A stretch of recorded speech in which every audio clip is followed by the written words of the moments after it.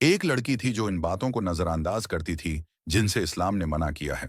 उसकी माँ हमेशा उसे समझाती, लेकिन वो माँ की बातों को संजीदगी से नहीं लेती और कहती, ठीक है, देखा जाएगा, अभी तो बहुत वक्त है। वक्त गुजरता गया और उसकी शादी तय हो गई। शादी की तकरीब से एक दिन पहले उसने अपने तमाम दोस्तों और कजन्स को मदऊ किया। उसने कहा, अब मैं एक रिश्ते में बंधने जा रही हूं। शादी के बाद हम इस तरह आजादाना नहीं मिल सकेंगे, इसलिए आज की रात हम यादगार बनाएंगे और खूब एंजॉय करेंगे।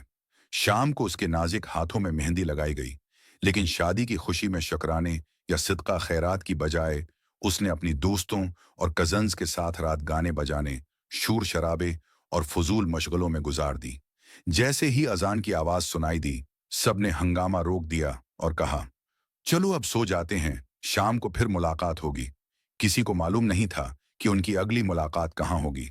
वो लड़की जो खुदा का शक्र अदा करने या नमाज पढ़ने के बजाय थिकन के मारे अपने बस्तर पर सो गई।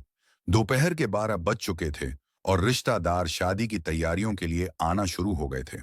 उसकी माँ ने अपनी छोटी बेटी से कहा, जाकर उसे जगा दो, छोटी बहन उसे उठाने के लिए कमरे हैं। मैं गई। ओस की छोटी बहन जब उसे जगाने गई तो कमरे का दरवाजा नहीं खोल पा रही थी। काफी देर कोशिश के बाद दूसरी चाबी से दरवाजा खोला गया और अंदर का मंजर दिल दहला देने वाला था। वो लड़की बस्तर से मुना के बललटी नीचे जमीन की तरफ झकी हुई थी। घर वाले घबरा कर उसे उठाने के लिए भागे, लेकिन जब उसे हलाया तो सबकी चीखें निकल गईं, क्योंकि वो हमेशा के लिए दुनिया छोड़ चुकी थी। जिस घर में कुछ देर पहले शादी की खुशियां थीं, जहां हर तरफ गाने बज रहे थे, वहां अब मातम का समा था। शाम को जिस डोली में इस दुल्हन को रुखसत होना था, वो अब जनाजे की डोली में तब्दील हो चुकी थी। वो तमाम लोग जो उसे उसके शौहर के घर ले जाने वाले थे, अब उसे कब्रिस्तान ही ले जाने वाले थे। मैं एक अंधेरी और तंग जगह छोड़ने जा रहे थे। वो दुल्हन जो शादी के जोड़े में होनी चाहिए थी, कफन में लपटी हुई अपने आखिरी सफर पर रवाना हो चुकी थी।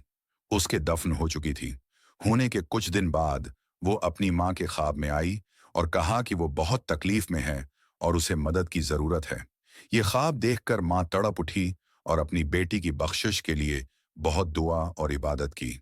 उसने सिदका व खैरात किया, कुरान पढ़ा और अपने रब से बेटी की मगफरत के लिए गड़गड़ा कर दुआएं की।